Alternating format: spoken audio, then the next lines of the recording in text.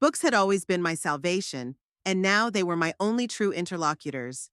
I arranged them on the shelves in strict order. Fiction, by author, popular science, by subject. 38 years of work as a school librarian do not pass without a trace. The house is quiet, only the clock ticking off the seconds with pedantic precision, a gift from Ronald on our 25th anniversary. He died 2 years ago, but sometimes I still think I hear him fiddling in the garage. My house in Bar Harbor has never been big 3 bedrooms, a living room, a kitchen that barely fits a dining table. It once seemed cramped when Ronald and I and our son Garrett lived here. Now it has too much space. Too much space. Lucille, you forgot to water my begonias again, I said aloud to myself. Talking to myself was another habit that had developed since Ronald's death. The phone on the kitchen table vibrated. My son's name popped up on the screen. I took a deep breath before answering it. Our conversations lately always started with polite inquiries about my health and ended with requests for help. Hi, Mom. Garrett's voice sounded a little too cheerful. It was the tone he used when he needed something. How are you feeling? Fine, I answered. My back didn't hurt much today. That's great. Listen, Brianna and I have been thinking. We want to do a photo shoot for our anniversary. It's our 5th anniversary. Brianna found a great photographer, but he charges a lot of money. I didn't say anything, knowing that I would continue regardless of my reaction. You see, this is very important to Brianna. She wants to update her social media profiles. Garrett sounded like he was explaining the importance of oxygen for breathing. We could handle ourselves, but with these house and car bills... How much? I interrupted, habitually omitting unnecessary details. $1,200, he answered with relief in his voice. I'll pay it back next month, I promise. We both knew that wasn't going to happen. Just like it hadn't happened with this small loan for a new refrigerator 3 months ago, or the money to fix the car last year. I'll transfer today, I said, feeling a familiar mixture of disappointment and humility. You're the best, Mom, Garrett exclaimed. By the way, the photo shoot is next Saturday. Brianna would like you to help with the kids. Justin and Olivia love you so much. That was a half-truth.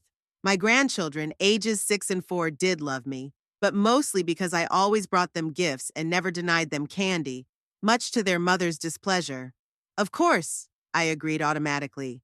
What time should I be there? 11 o'clock would be perfect. The shoot starts at 1 o'clock. After the conversation, I sat staring at my phone. Instead of returning to my books, I opened the bank app and transferred money to my son's account. $1,200. Another chunk from my pension and modest savings, which were melting away at an alarming rate. The antique clock struck 12, reminding me it was time to go to the store. Tuesday was senior discount day at Hanson's Supermarket. I methodically made a shopping list, calculating what I could save on this month. My neighbor, Merle Thacker, a 70-year-old former mechanic with permanently soiled hands, was already tending to his garden when I came out of the house. Lucille, he called out to me. How are you? The usual, Merle, I said, stopping at the hedge. Going to the store. I was just on my way there. Want a ride? Merle was a gruff but kind man. After Ronald died, he often offered to help with the housework, though I rarely accepted. I didn't want to be a burden. Don't worry, I'll walk, I said, though my knee was starting to ache again. You're a stubborn woman, he grumbled, returning to his roses. At the store, I met Doreen Perks, who had once worked with me at the library. We exchanged news, and I told her about Garrett and Brianna's upcoming photo shoot. They're such a beautiful couple, I said, showing her the picture on my phone. Garrett looks so much like his father. Doreen looked at the photo and nodded, but something akin to pity flashed in her eyes. And how's your sister-in-law? Still active on social media? Oh yes, I tried to smile. She has almost 3,000 followers. She calls herself a lifestyle influencer, though I'm still not quite sure what that means. And she makes money from it? Doreen asked with poorly concealed skepticism. Not yet, no. But Garrett says she will soon. We both knew that soon had a very stretchy meaning for my son. After returning home with groceries, I spent the rest of the day preparing meals for the week ahead and freezing portions in containers. Saving time and money is another lesson learned from years of working at a school with a small paycheck. Wednesday, I did laundry and cleaning. Thursday, went to the local library, where I sometimes volunteered to help out. Friday, visited Ronald's grave, as I did every week, telling him about our son, grandchildren, and neighbors as if he might hear. Saturday came unbidden. I put on my best peach-colored pantsuit I'd bought on sale 3 years ago and neatly styled my hair. Gray had long since replaced the brown color, but I'd never dared to dye my hair. Ronald always said he loved my natural hair. Garrett and Brianna's house was 30 minutes away, in a more upscale neighborhood. It was 2 stories high, with a manicured lawn and a fancy terrace. I always felt a slight pang of envy pulling into their driveway, even though I knew that much of their comfortable life was paid for by my loans. Olivia ran out to meet me as soon as I got out of the car. "Grandma," she exclaimed, hugging my legs. "Did you bring candy?" I smiled and pulled a small bag of candy out of my bag, earning an enthusiastic squeal from my granddaughter. Brianna appeared in the doorway, impeccably dressed and wearing makeup, despite the home setting.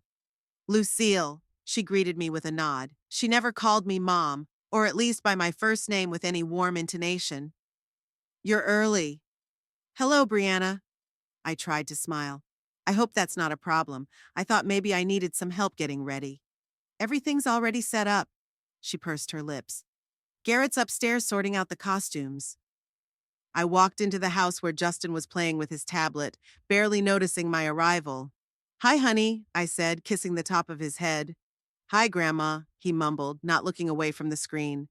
"Lucille, don't give them any more sweets," Brianna said, noticing the bag in Olivia's hand. "They're having a photo shoot. I don't want them to be hyperactive." "Of course, I'm sorry," I smiled guiltily. Brianna sighed and turned toward the stairs.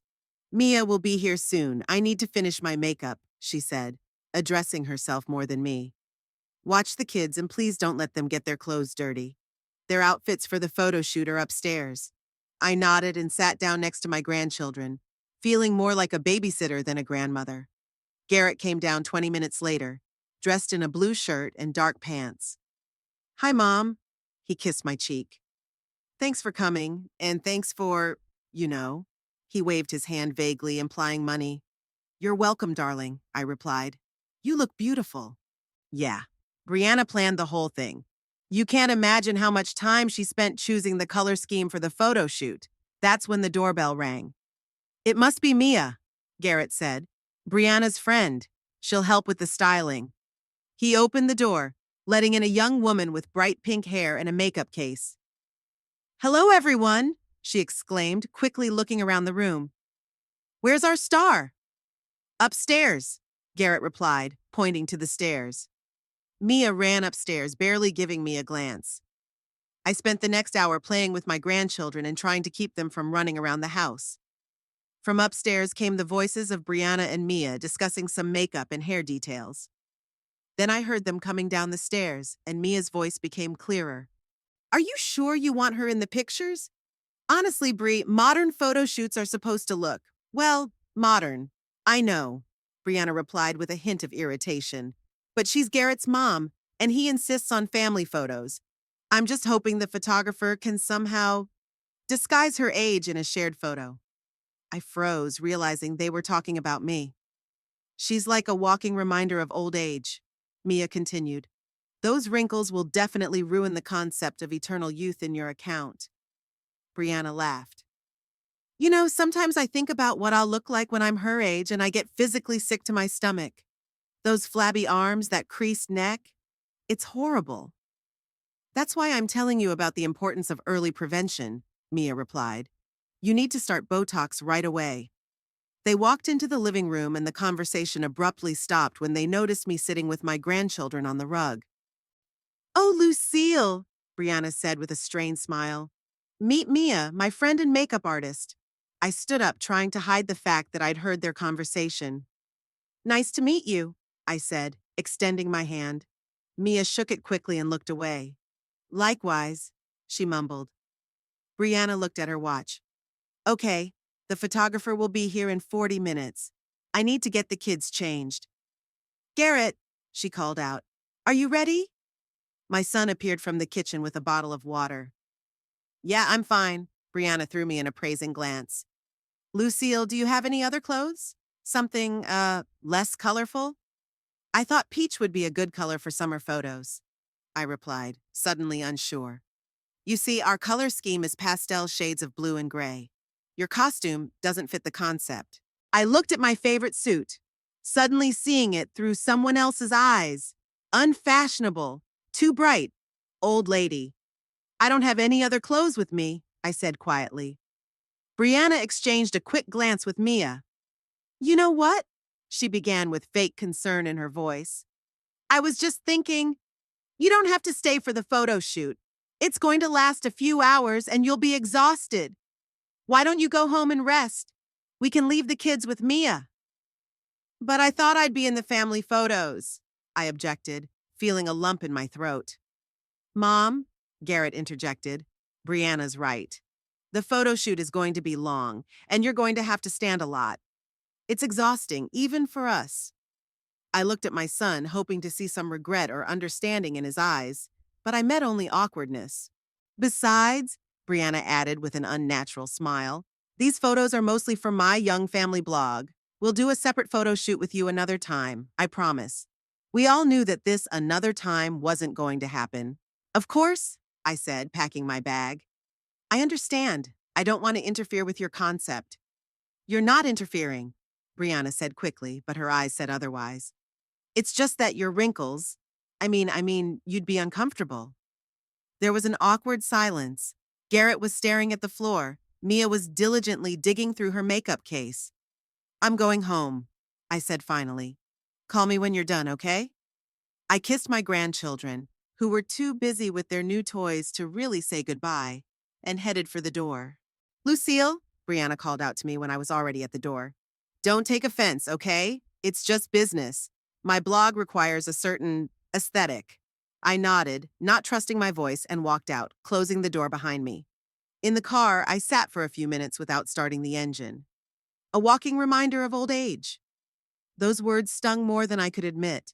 I looked at my hands, covered in age spots, my wrinkled skin. When had I become a problem to my own family? When did my presence begin to make them uncomfortable? I started the car and slowly pulled out of the driveway, feeling the bitterness of realization growing inside. My son and his wife are ashamed of me.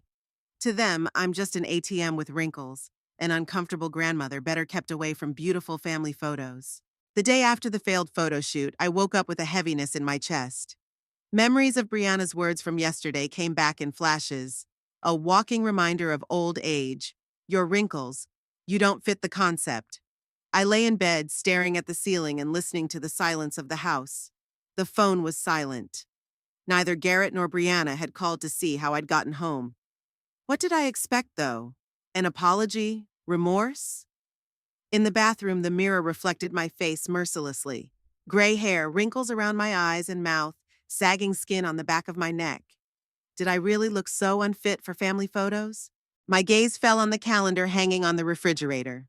I circled the date 2 weeks ago with a red marker, the day I transferred the last payment into the special account. An account I'd opened a year ago for a specific purpose, to give Garrett and Brianna a trip to Mexico for their 5th wedding anniversary. It was my secret, my surprise. I set aside a little each month, sometimes denying myself new clothes or books. The amount I needed, $4,800, finally came together last month. The phone rang, snapping me out of my reverie. Doreen Pierkes. Lucille, are you okay? How was the photo shoot? They sent me home. Turns out my wrinkles didn't fit their concept. What? Doreen's outrage was genuine. Are they serious? Brianna said I'm a walking reminder of old age. That girl has always been superficial. What about Garrett? Did he say a word in your defense? I remained silent, and that was answer enough. After we talked, I decided to organize my paperwork. I pulled out a folder of bills and statements. For the past few years, I'd carefully recorded every loan I'd made to Garrett and Brianna. Money for a down payment on a house, a bathroom remodel, a car. The total amount exceeded $20,000. I opened the bank app on my phone to check the status of the account for the trip to Mexico. The screen loaded and I froze in bewilderment. Instead of $4,800, there were only $723.54 in the account. My heart beat more frequently. I frantically reviewed the transaction history. $4,000 had been withdrawn 4 days ago. But how? And then I remembered. 2 months ago, Garrett had helped me set up mobile banking. He could see all my accounts, including the special one. I called the bank. After verifying my identity, the operator confirmed that the money had been transferred to Garrett Hampton's account on my online order. But I didn't make that transfer, I said in a shaky voice. Ma'am, the transfer was authorized through your app using your password. I dialed Garrett's number. He didn't answer. I sent a message. Son, I need to talk to you urgently. Please call me as soon as you can. I didn't hear back all day. By evening, I couldn't stay at home any longer. The decision came suddenly. I would go to them. Now. As I drove up to their house, I noticed a new car in the driveway, a shiny white SUV. Not the one Garrett usually drove to work. I rang the doorbell. Garrett opened it half a minute later, his face a look of surprise and something akin to guilt. Mom, what are you doing here? We need to talk. Why didn't you return my calls? I've been busy. He ran a hand through his hair nervously. Is that a new car in the driveway? Yeah. Brianna has wanted an SUV for a long time. It's safer for the kids. At that moment, Brianna stepped out into the hallway. I froze, looking at her. Something had changed in her face. It looked younger, fresher. Her skin seemed smoother, especially around her eyes and mouth. Lucille? She didn't look happy. We weren't expecting company. I apologize for the sudden visit. I've been trying to reach Garrett all day. We had a photo shoot, then we were uploading pictures. She smiled slightly, but her face remained strangely still at the top. Garrett, do you know anything about the transfer of $4,000 from my special account? My son turned pale, his gaze darting to Brianna and back to me. Mom, I was going to talk to you about that. So it was you.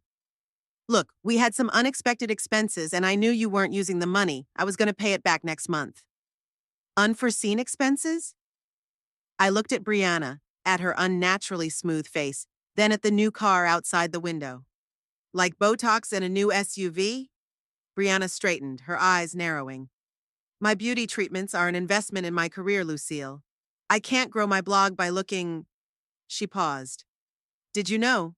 I said to Garrett, feeling a wave of anger rising inside. Did you know I was saving that money for your gift? For your trip to Mexico? Garrett lowered his eyes.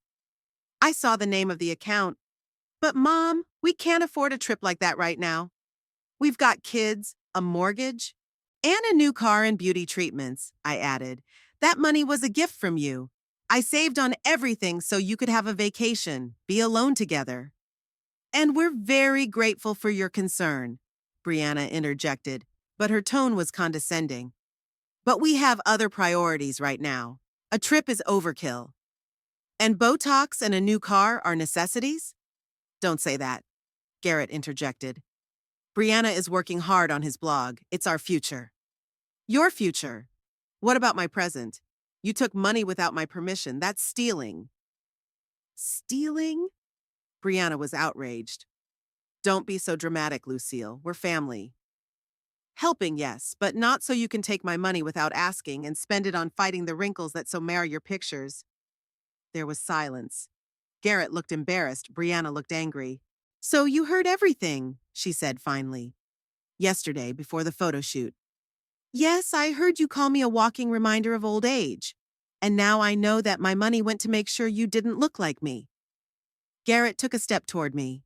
Mom, that's not what Brianna meant. You're exaggerating. Am I? Then why did you send me home before the photo shoot? Why did you steal the money I was saving for you? We didn't, Garrett exclaimed. I was going to give it all back. Like the money for the refrigerator? And the bathroom remodel? You've taken over $20,000 from me in the last 3 years, Garrett, and you haven't paid me back a dime. Brianna turned red. Are you keeping score? How petty, Lucille. We're your family. Family doesn't steal from each other, I said quietly. A family is not ashamed of its old men. No one is ashamed of you, Mom. Garrett looked tired. But you have to realize that we have our own lives. We can't keep looking out for your feelings all the time. And you can't look over my wallet either, I said as I headed for the door. From this day forward, I will no longer be your ATM. Mom, wait, let's talk calmly. I turned around in the doorway. I have nothing more to say. You stole my money, lied to me, and used it to make Brianna not look like me. You're just jealous, Brianna suddenly blurted out. Jealous that I'm young and have a future, and you're… Brianna! Garrett cut her off. But she didn't stop. And you're just an old, lonely woman who clings to us because she has no one else. I froze, stunned by the cruelty of her words. Then I nodded slowly. Maybe you're right, Brianna. But you know what? It's better to be old and lonely than young and heartless. I walked out, closing the door behind me, and headed for the car. Tears streamed down my cheeks, but I didn't try to wipe them away. At home, I sat at the kitchen table and stared into space. The phone rang several times. Garrett was trying to contact me, but I didn't answer. My gaze fell to the calendar with the date circled the day I finished raising money for their trip to Mexico. Puerto Vallarta was the resort I'd chosen after much research. White beaches, azure sea, and suddenly it hit me. Mexico. Why don't I go to Mexico myself? The thought was so unexpected that I laughed out loud. Me, Lucille Hampton, a 67-year-old widow who had never been out of the country, in Mexico, alone? But the more I thought about it, the more appealing the idea seemed. I still had money left in my account, $723.54, and I had about $3,000 saved for a rainy day. I turned on my computer and opened a website to search for airline tickets. Puerto Vallarta, Mexico. The closest dates. A round-trip ticket cost a little over $800 if you flew in a week. Inexpensive hotels started at $50 a night. I could do it. I really could. I spent the next 2 days preparing. I booked a plane ticket, booked a modest hotel near the beach, arranged travel insurance. I even bought a new swimsuit, modest, but not grandma's, and a light summer dress. Doreen was shocked when I told her about my plans. Are you crazy, Lucille? Mexico, alone, at your age? What's the big deal? Can't you travel at 67? You can, but… She hesitated. It's dangerous. Different country, different language. I downloaded a Spanish learning app, and I booked a hotel in a tourist area. It's safe. Does Garrett know? I shook my head. And he won't know until I get back. He'll be worried. I doubt it. I grinned bitterly. But if he did, it would be a rewarding experience. The night before I left, I packed my suitcase, checked my papers, and wrote a short note for Merle Thacker. I planned to leave it with him just before I left so that he would keep an eye on the house in my absence. In the evening, I stood for a long time at the window, looking out over my little garden. Fear and doubt tried to break through the determination. What am I doing? Isn't it too reckless? Isn't it dangerous? But then I remembered Brianna's face, her words. You're just an old, lonely woman. And Garrett, who had chosen her side over mine, and the empty bank account where the money for their trip should have been. In the morning, I woke up at first light. My flight was at 2 in the afternoon, but I wanted to get to the airport early. I showered, got dressed, and checked the contents of my suitcase one last time. Passport, money, insurance, everything was there. Before I left, I walked over to Merle's house and knocked on the door. He opened it, fully dressed despite the early hour. Lucille? Is something wrong? His eyebrows furrowed in concern. It's nothing, Merle. I handed him the envelope. I'm going away for 2 weeks, and I wanted to ask you to keep an eye on the house. There's a note with my contacts and a spare key. You're going away? Where are you going? Mexico. I couldn't help but smile when I saw his stunned face. Puerto Vallarta.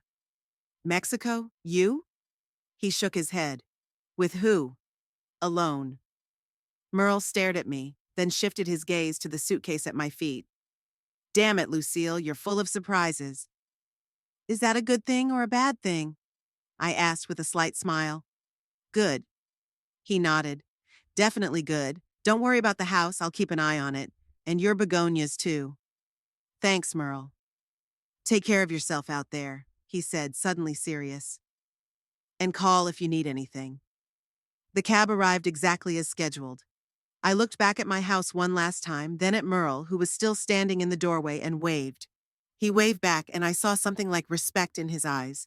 As I got into the cab, I gave him the airport address and leaned back in the seat.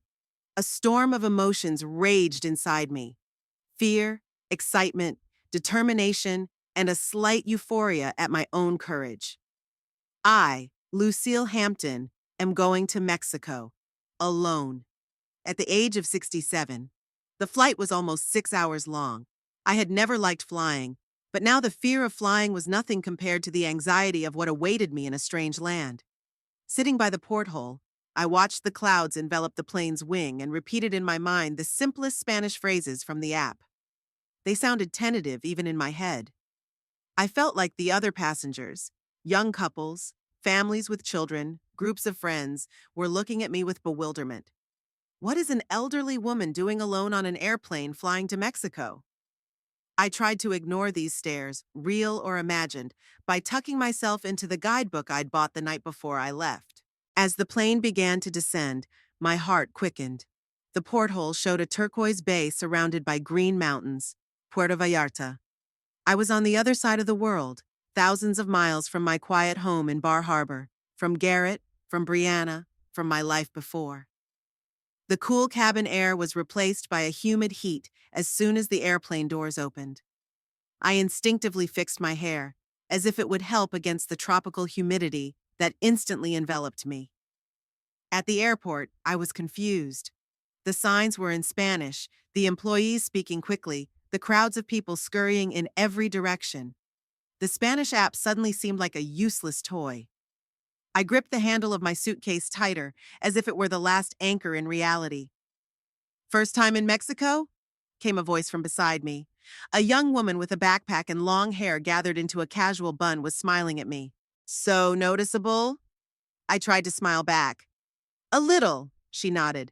"Passport control is that way. Would you like me to help you?" Her name was Emily. She was from Portland, and she was coming to Puerto Vallarta for the third year in a row. We went through passport control together, where a scowling officer took a long look at my passport, as if questioning its authenticity. "He's just surprised you're traveling alone," Emily explained as we stepped away. "It's unusual for women of your—" she hesitated. "For tourists from the United States." We parted at the airport exit. Emily was heading to a hostel in the center of the city, I to a small hotel on the outskirts. "Good luck!" she shouted, waving her hand. "Enjoy Mexico!" I'm definitely going to need luck, I thought, trying to explain the hotel address to the cab driver. Luckily, I had a printout of the reservation, which I just showed him. He nodded, took my suitcase, and spoke quickly in Spanish, gesturing. I could only smile and nod, understanding about every 10th word. The cab drove down narrow streets, past colorful houses, past palm trees leaning toward the ocean. Puerto Vallarta was nothing like I had imagined it to be from the photos on the internet. It was livelier, brighter, noisier. Music blared from every bar, street vendors beckoned tourists. The smells of food mingled with the sea breeze. My hotel, the Casa del Mar, was a small two-story building with faded blue walls.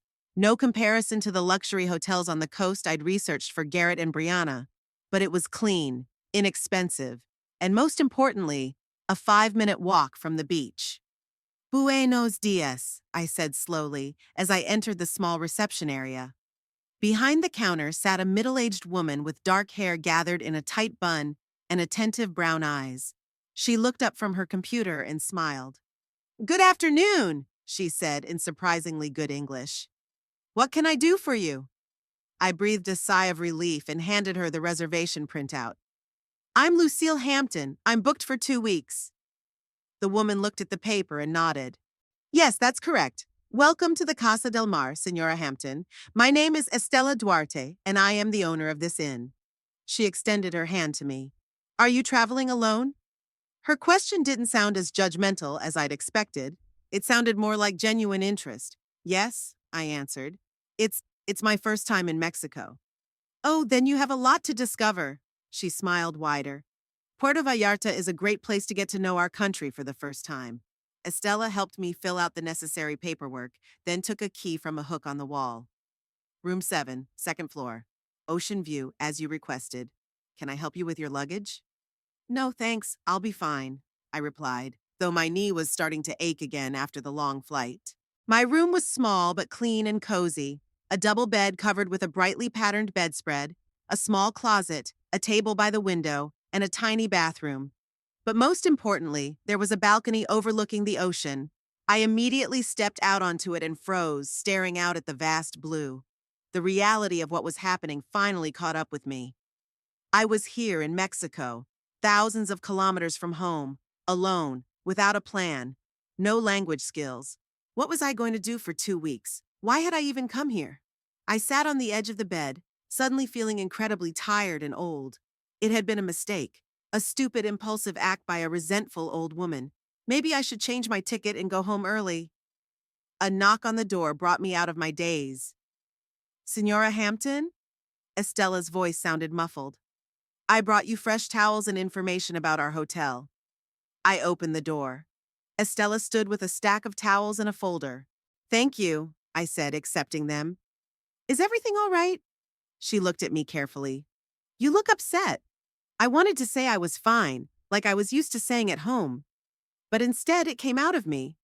I don't know what I'm doing here. Estella didn't look surprised. A lot of people feel the same way on their first day in a foreign country, especially when they're traveling alone. She was quiet for a moment. Perhaps you would like some tea? I have a nice chamomile one. It'll help you relax after the flight. Half an hour later, we were sitting in the hotel's small patio, among pots of brightly colored flowers. The tea did help, or perhaps it was the company of Estella, a calm, judicious woman who didn't ask too many questions. My hotel is not as luxurious as the big hotels on the coast, she said, pouring tea into a second cup. But my guests come back again and again. Do you know why? Because they feel at home here. It's very cozy, I replied sincerely, and the ocean view is beautiful. You come from? She paused, remembering. Bar Harbor, right? That's on the East Coast? Yeah, in Maine. Small coastal town. Like Puerto Vallarta, only on the other side of the world, she smiled. You come to us from a coastal town, too, just on the other side of the ocean. The thought comforted me in a strange way. Maybe Puerto Vallarta and Bar Harbor weren't so different. Both cities lived to the rhythm of the tides, both depended on tourists, both kept their distinct character in spite of globalization. How long have you owned this hotel? I asked.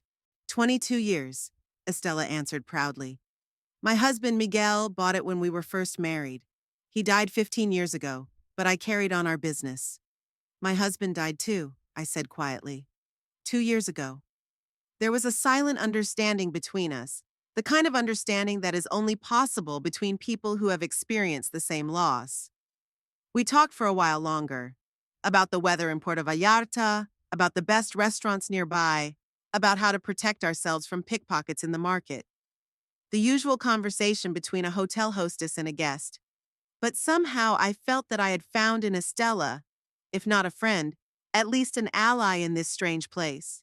In the evening, lying in bed and listening to the sound of the ocean through the open window, I thought about how strange everything had turned out. Up until a week ago, I was just a wrinkled grandmother spoiling the concept of a photo shoot. Now I was a traveler in an exotic country. A traveler, an adventuress. The first few days in Mexico passed in a strange detachment. I walked along the waterfront, watching other tourists and locals. I sat in cafes, looking at the menu and trying to choose something familiar. I went to the beach, but only to sit under an umbrella and read, not daring to go further than my ankles into the water. I felt invisible. Everyone knew me in Bar Harbor, the former librarian, Ronald Hampton's widow, Garrett's mother. Here, I was nobody. Just an older American woman, one of many tourists. It was both frightening and liberating. On the third day, I did decide to go for a swim. The water was as warm as steamed milk and clear. I could see my feet on the sandy bottom. For the first time in a long time, I felt weightless. Physically, thanks to the buoyancy in the salt water, and emotionally, thanks to the absence of my usual worries. Every morning, Estella met me for breakfast on the hotel patio. She talked about the local sites, advised me on where to go and what to avoid, and sometimes shared stories about hotel life. Today is a good day for the market, she said on the fourth morning. Not as hot as usual. Have you been there yet, Signora Hampton? No, I shook my head. And please call me Lucille. Only if you call me Estella, she smiled. The market is worth a visit. You'll see the real Mexico there, not just the tourist postcards. I took her advice. The market was bright, noisy, smelling of spices and fruit. Merchants loudly beckoned to shoppers. Musicians played in the streets. Children ran between the stalls. I wandered amongst this chaos, soaking up new sensations. Surprisingly, I managed to buy a few souvenirs despite the language barrier. I discovered that smiles and gestures can replace words, and numbers can be easily shown on fingers. The silver jewelry seller even taught me a few bargaining phrases. Back at the hotel, I proudly showed Estella my purchases: a silver bracelet, a painted ceramic plate, and a colorful scarf. You're a fast learner, Lucille, she nodded approvingly. Most Americans don't even try to bargain. That night, I opened my cell phone for the first time on the trip. Before that, it had been in the room safe, turned off my way of shutting out my past life. But now I wanted to check to see if everything was okay at home. As soon as the phone caught the network, it exploded with notifications. 27 missed calls from Garrett, 12 voice messages, 33 text messages. I opened the first one. Mom, where are you? I came to your house. You're gone. Call me now. The second. Mom, this isn't funny. I'm worried.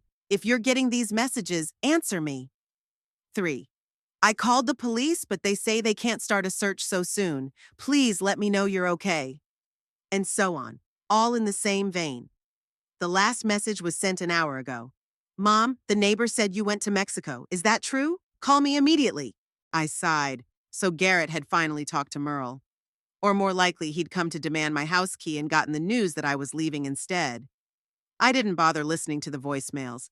I could guess it was the same thing, only with more emotion. Instead, I dialed my son's number. He answered after the first beep. Mom! His voice sounded a mixture of relief and anger. Where are you? Hello, Garrett, I answered calmly. I'm in Puerto Vallarta, Mexico. What are you doing there? He was almost shouting. Do you know how worried I was? I thought something had happened to you. As you can see, I'm fine. I decided to rest. A vacation in Mexico, alone. Every word sounded like I was announcing that I was going to the moon. Mom, are you crazy? It's dangerous. You don't even speak Spanish. I'm learning, I replied. And it's quite safe here, at least in the tourist area. Is this because of that conversation? His tone changed, more cautious. Look, I know Brianna said some things, but that's no reason to run away from the country. I wasn't running away, Garrett. I just decided to use the money that was left over from your gift for myself. After all, it's my money. There was a pause. When are you coming back? He asked at last. In 10 days. I took a ticket for 2 weeks. 2 weeks? He raised his voice again. Mom, this is crazy. Come home right now. No, Garrett, I'm staying here for the rest of my vacation. But, He hesitated, and I could almost hear him struggling for words. What if something happens to you? Who would be responsible for you? I'm responsible for myself, I said firmly. I'm 67, not 7. And your medication? Did you take everything you need? I sighed. Garrett was shifting from anger to concern, his usual tactic.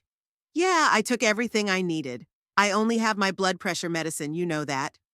And the money, he suddenly asked. Do you have enough money? Mexico can be expensive. This is it, I thought. The real cause for concern. Not my safety, but my money. The inheritance. I have enough, I replied succinctly. Don't worry. Mom, that's not what I meant. He tried to excuse himself, sensing the change in my tone. I just want to make sure you're okay. I'm perfectly fine, Garrett.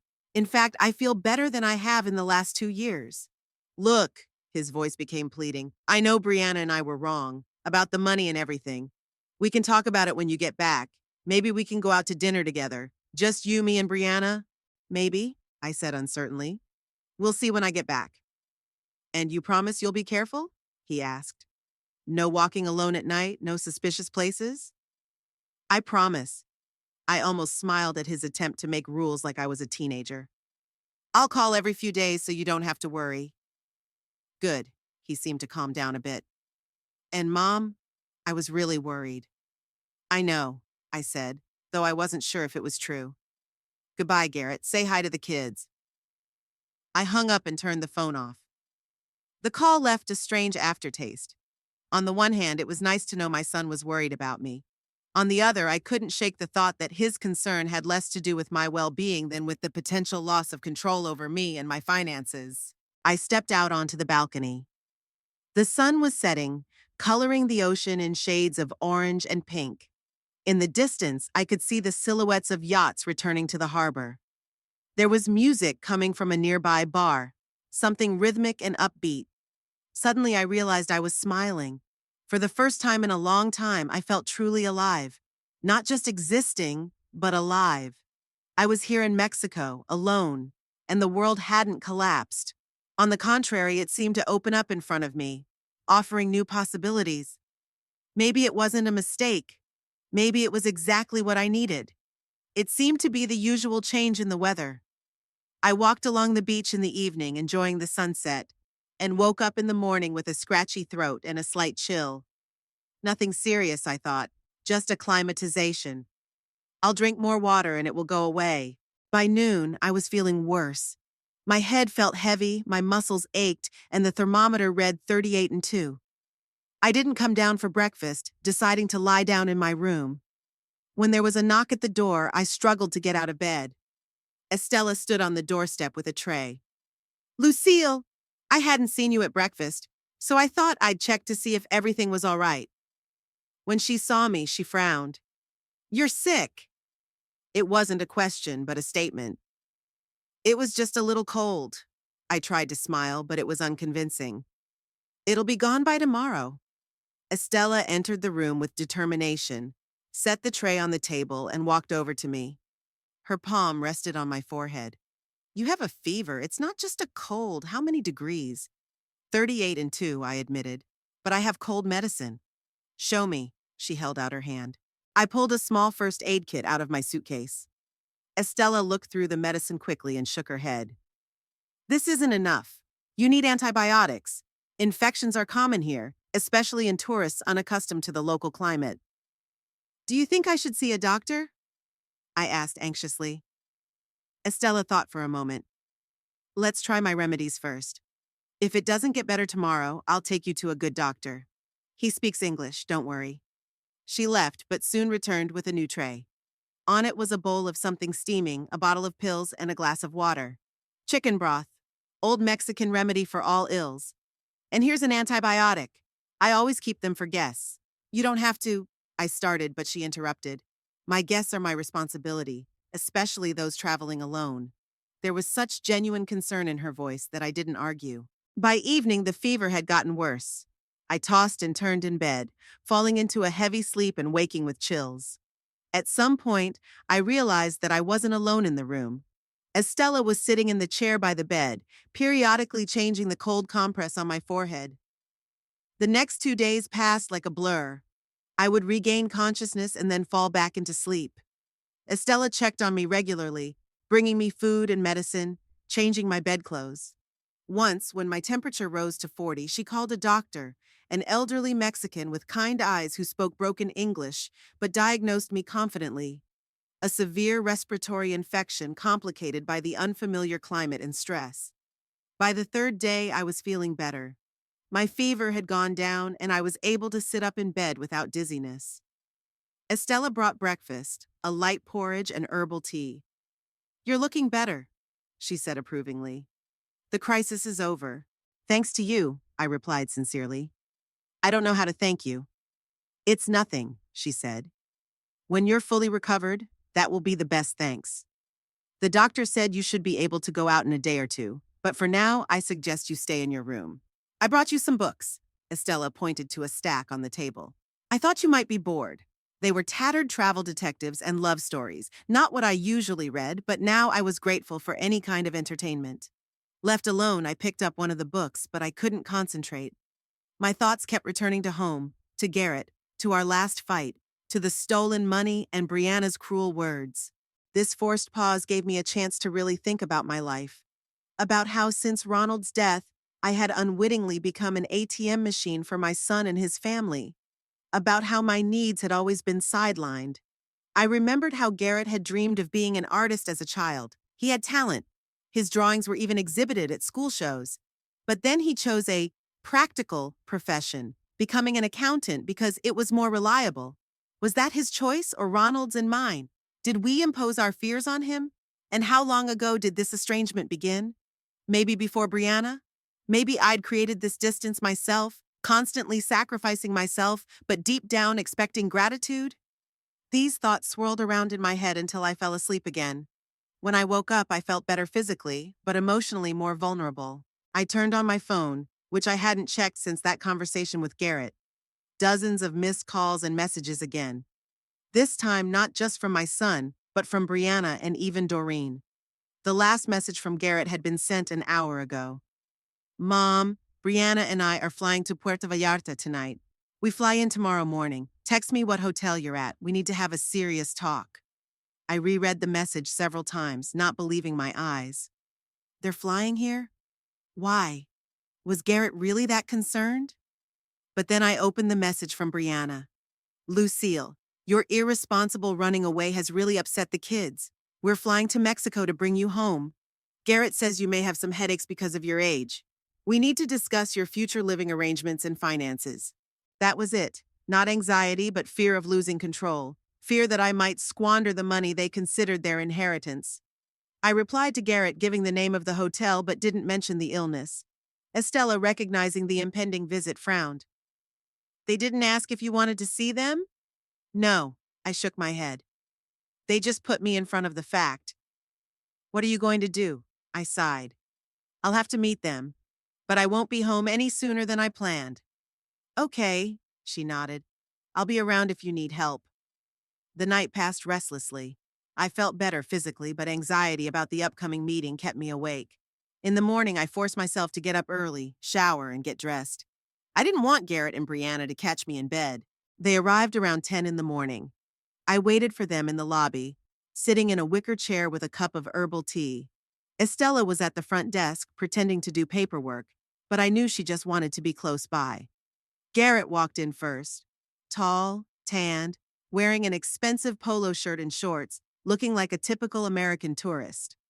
Brianna followed him, dressed as if she were going to a photo shoot for a travel magazine.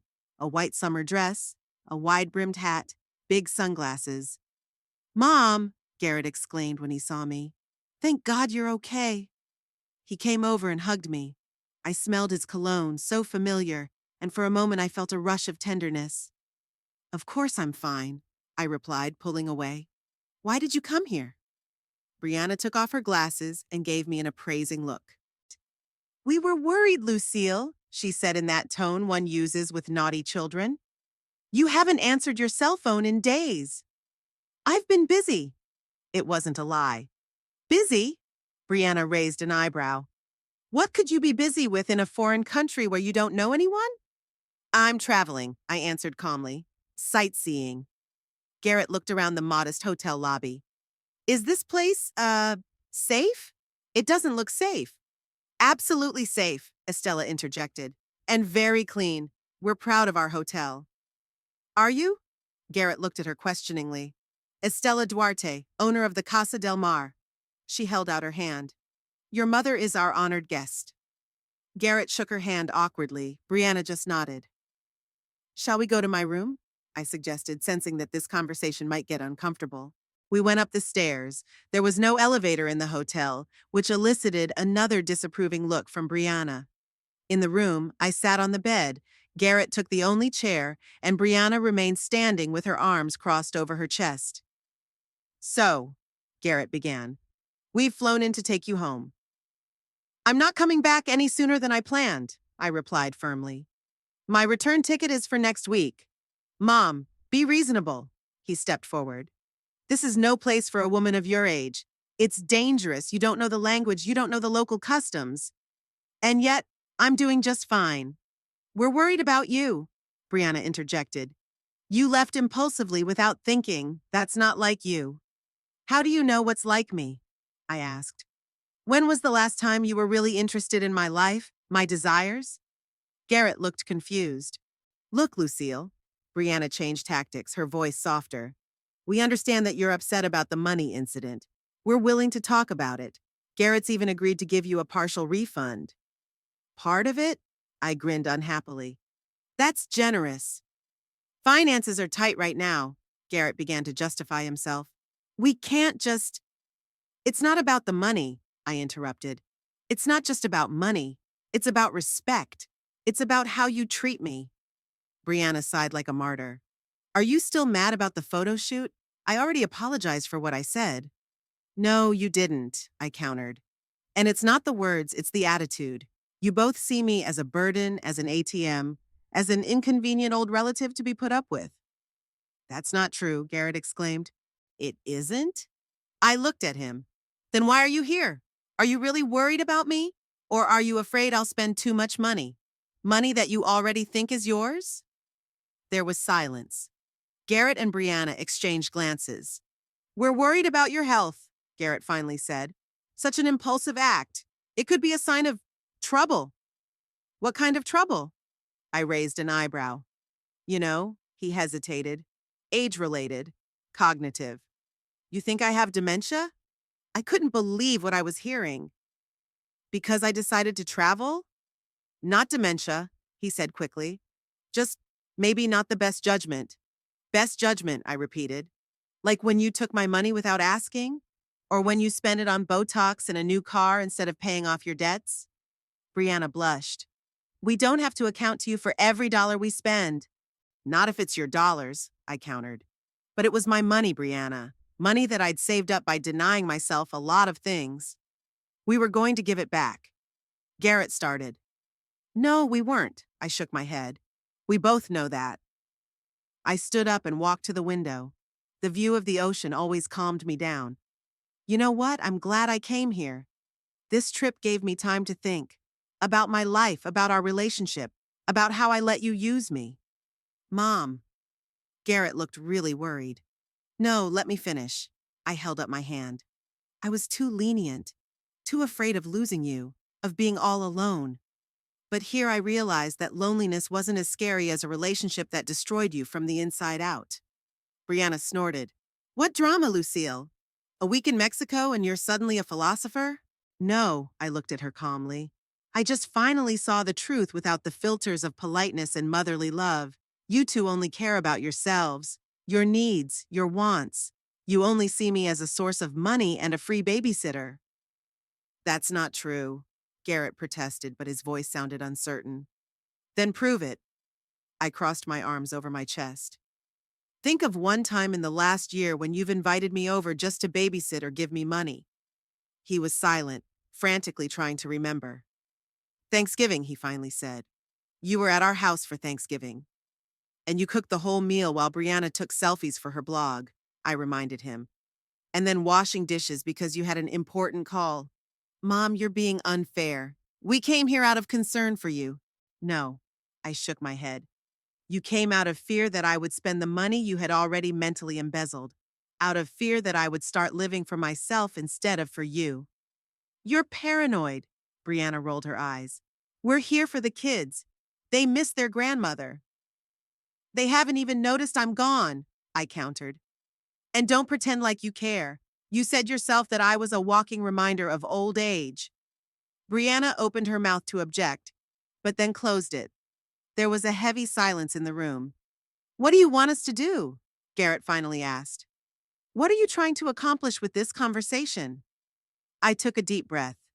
I want you to see me, not as a purse, not as your children's grandmother, not as an old woman with wrinkles ruining pictures, but as a human being, with her own desires, her own dreams, her own right to respect. After that tense conversation in my hotel room, Garrett and Brianna stayed in Puerto Vallarta for another 24 hours. They had gotten a room at one of those luxury hotels on the coast that I had researched for their failed honeymoon. Garrett called me in the evening and offered to have dinner together, but I declined, citing fatigue.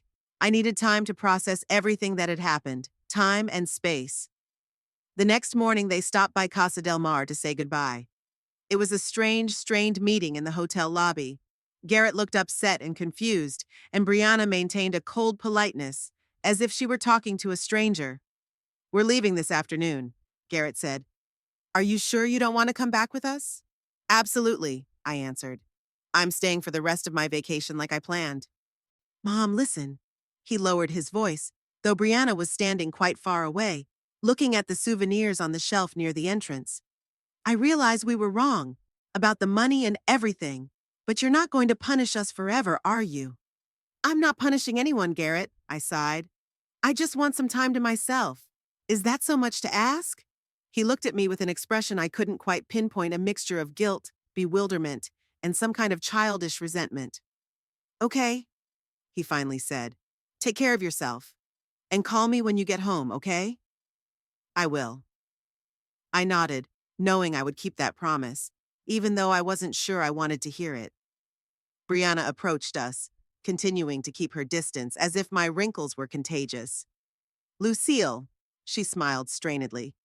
I hope you have a good rest of your time. Thank you, Brianna. She hesitated, apparently struggling for words. About what I said at the photo shoot. I didn't mean to offend you. It was the closest thing to an apology I'd ever heard her say. I know, I said, deciding not to focus on the fact that her words were sincere anyway, even if she didn't want me to hear them. We exchanged an awkward hug and they left. I watched from the lobby window as they got into the cab, their suitcases loaded into the trunk, and the car pulled away from the hotel. A strange sense of emptiness mixed with relief. Have they flown away? Estella's voice brought me out of my reverie. Yes, I turned around. The cab took them to the airport.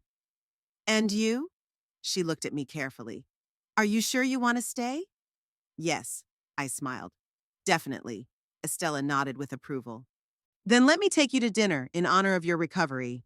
There's a great place not far from here that rarely gets tourists. It's authentic Mexican food. I agreed. And an hour later, we were sitting in a small restaurant hidden in a maze of narrow streets in the old town. The walls were painted in bright colors, traditional music blared from the speakers, and the air was filled with the aromas of spices and fried meat. You're looking better, Estella said, as we settled at a table in the corner. And I'm not just talking about the illness. Really? I was surprised by her observation. Yes. When you arrived, you had a look of, how shall I put it? Lost. Now there's more determination in them. I thought about what she said as the waiter set plates of tacos, guacamole, and fresh salsa in front of us. You're probably right, I said finally. This trip, it's changed me. Or rather, it helped me see what I already knew, but was afraid to admit. And what is that? Estella put the tacos on her plate and slid the sauces toward me. That I've lived too long for others, I replied, tasting the hot sauce. First for my husband, then for my son, now for his family. I'd gotten so used to putting their needs before my own that I'd forgotten what it was like to want something for myself. Estella nodded understandingly.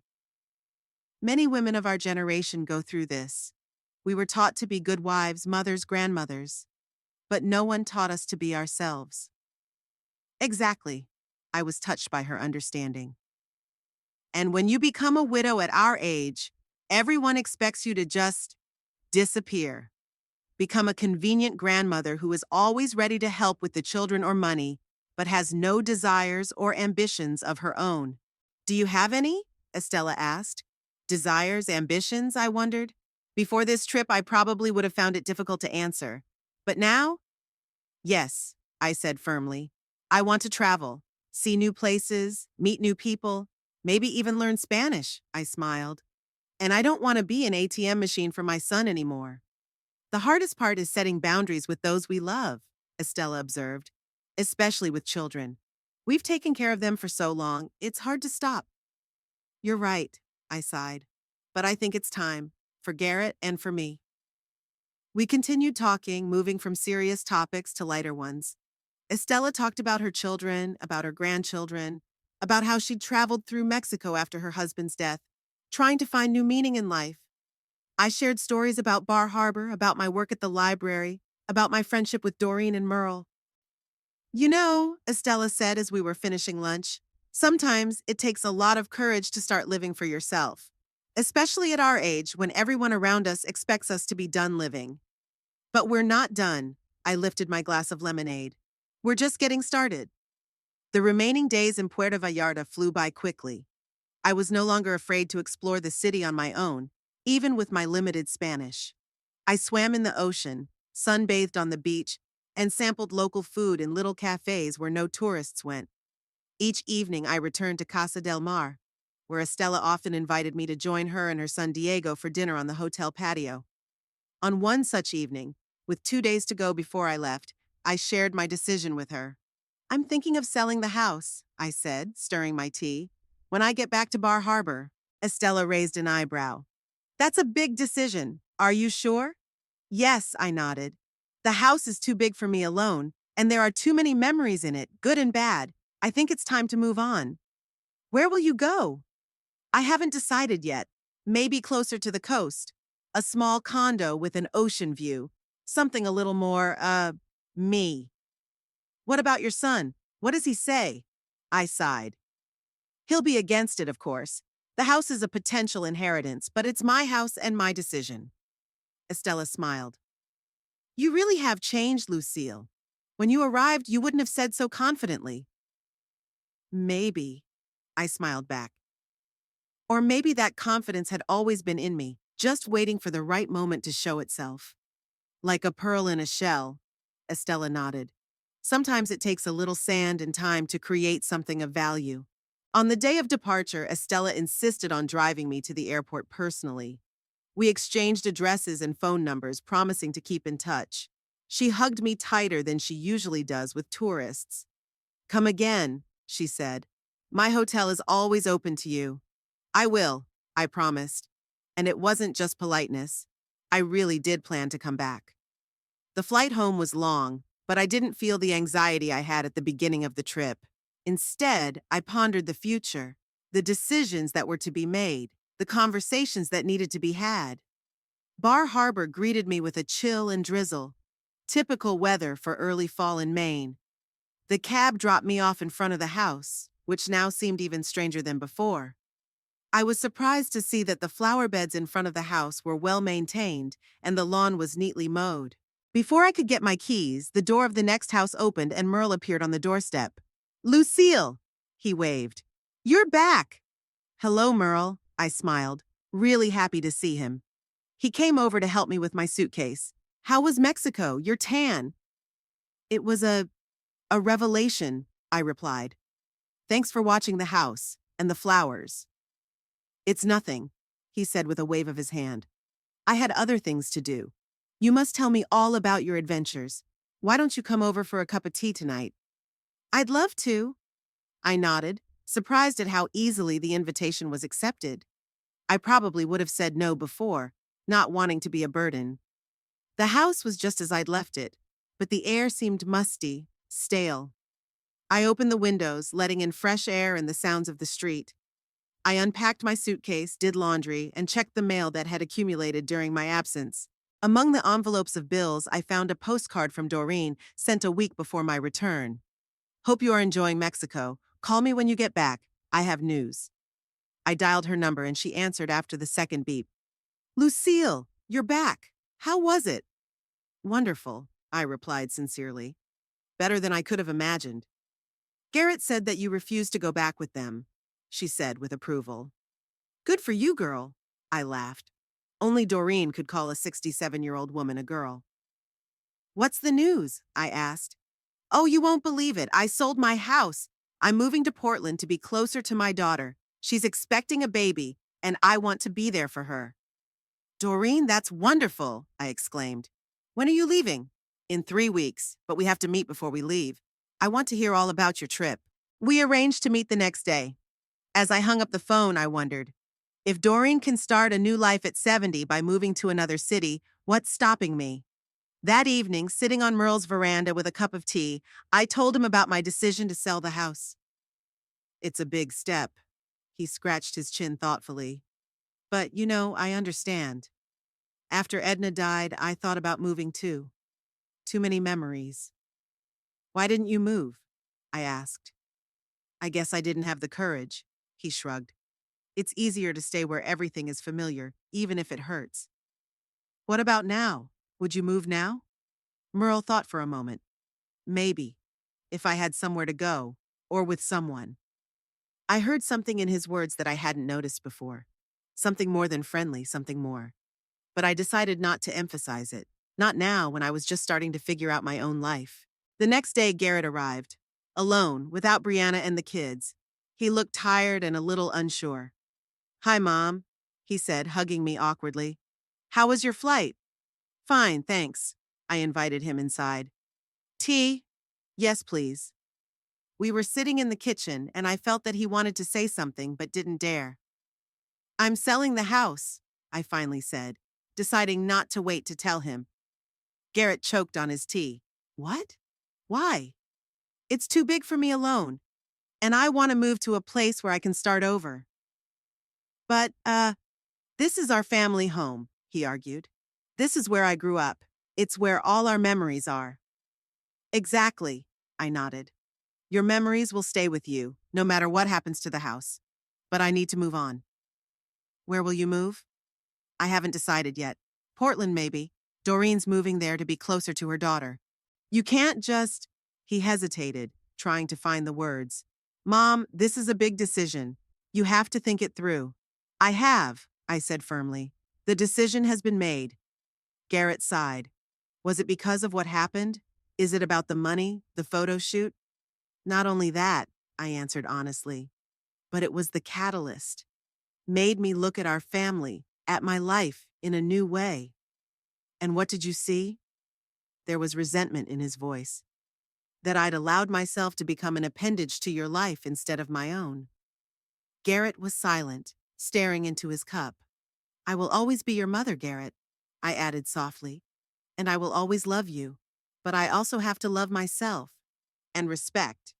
I understand, he said, though I could tell by the look on his face that he didn't. But what about the children? They'll miss you. Portland isn't on the other side of the world. I'll visit, and you can come visit me. We talked for a while longer, but I sensed he wasn't accepting my decision. To him, it was a betrayal, an abandonment of the responsibilities he felt I had to fulfill for the rest of my life. When he left, I was relieved. The conversation had been difficult but necessary. The first step toward a new life, toward setting healthy boundaries. 3 months later, I sold the house to a young couple with 2 children. They were enthusiastic and full of plans for renovation, and I was excited that the house would once again be filled with life and children's laughter. I bought a small condo in Portland, a few blocks from Doreen's new apartment. The balcony overlooked the ocean. Not as bright and warm as Puerto Vallarta, but beautiful in its own way. Relations with Garrett remained strained. He called once a week, but the conversations were short and perfunctory. Brianna barely spoke to me, communicating through Garrett. The kids came twice, and I was happy to see them, though I noticed Olivia, my little granddaughter, bewilderedly asking why Grandma didn't just give them candy anymore. But there were some good moments. I started taking Spanish lessons, joined a local book-loving group, made new friends among the neighbors. Doreen and I often went to the theater or to shows. I was also planning my next trip, this time to Italy, not alone, but with a group of similarly elderly travelers I had found on the internet. Every morning I woke up with a sense of anticipation, not with the weight of responsibilities. Every day was mine, to live the life I wanted to live. After all, I had a one-way ticket, not to Mexico, but to a new life, and I was ready for that journey.